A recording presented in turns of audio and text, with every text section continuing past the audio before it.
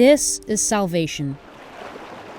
Runoff from a drought-busting winter downpour that came just in the nick of time for farms and cities across much of the western United States. We realized we were on the brink. We were looking at projections that really could mean dead pool, where the water isn't even high enough to be released from the reservoir. That would be really, really catastrophic. So we're having an existential crisis in the Colorado River and the West in general, really. Climate change has effectively cut the river in half. There is, frankly, not enough water for everyone to do everything they want to do with. Around 40 million people rely on the Colorado River for water and hydroelectricity.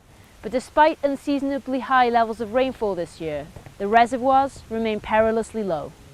Before the welcome 22-23 winter deluge, the worst drought in some 1,200 years saw levels at the river's main reservoirs around the Hoover Dam plummet to record lows.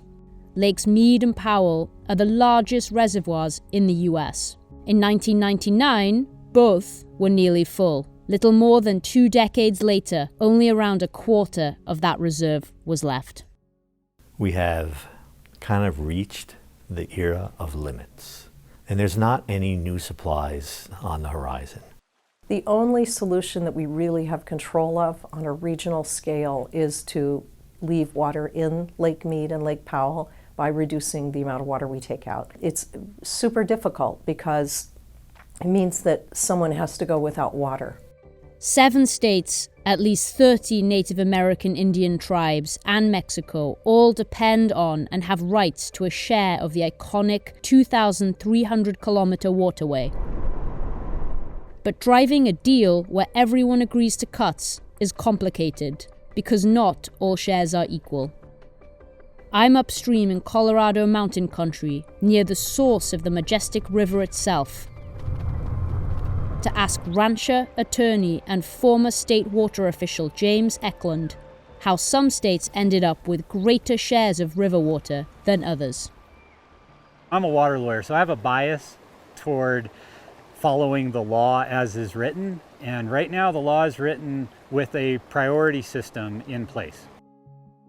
That priority system is dictated by the Colorado River Compact, an agreement that began just over a century ago. Original shares or rights were allocated on a kind of first-come, first-served basis. Under irrigation in the Imperial Valley now. Many of those first in line to file and win legal claims, like representatives from California's once arid Imperial Valley, have ended up with senior, theoretically unlimited water rights. The senior water rights stay in priority, meaning you can continue to divert water out of a stream like the one we're on here. Maybe you never have to curtail your use. If you've got a junior water right, you may not be able to open it very much or at all, depending on the water year and how much water is available. So the fact that we have most of our municipal users on junior water rights and most of our agricultural water is in senior water rights, that creates a public policy challenge for us. The vast majority of the water extracted from the Colorado River Basin, as much as 80%, goes to agriculture.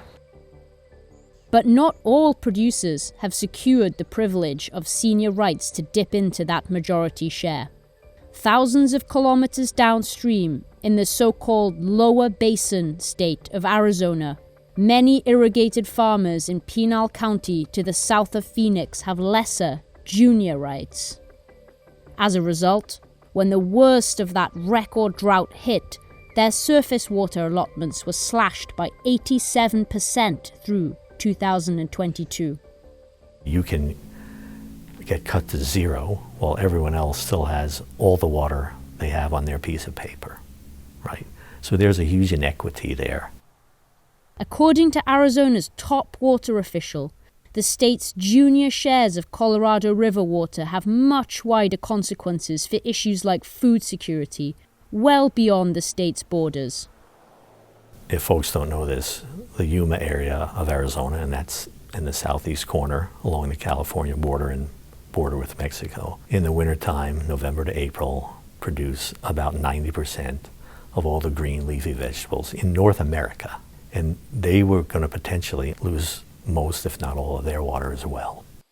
Such drastic measures were part of emergency federal government proposals in 2021 to enforce the cuts needed to save the reservoirs at Lakes Powell and Meade from collapsing into Deadpool.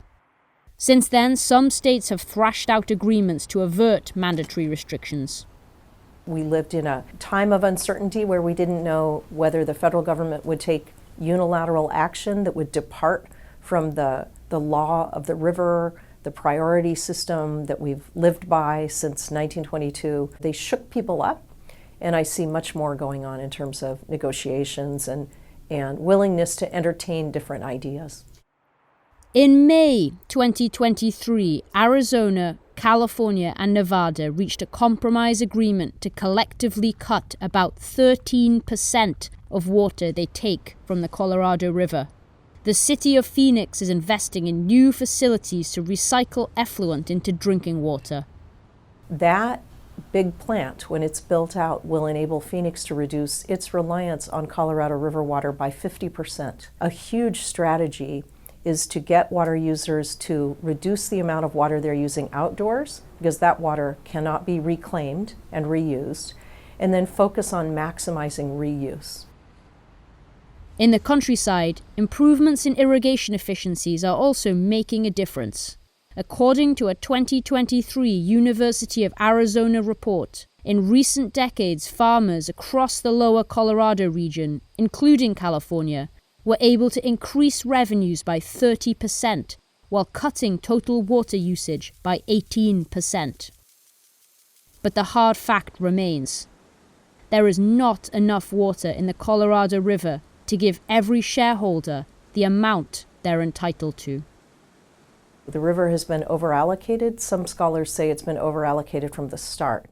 Failure is not an option for the federal government, and it's certainly not an option for states like Colorado. Who takes the first cut is a really tricky question. The first cut that needs to happen on this river system needs to be voluntary, temporary, and compensated. If there's little or no water in the river, the piece of paper that says you have the better right doesn't mean anything. Everyone who benefits from the river needs to contribute to its protection.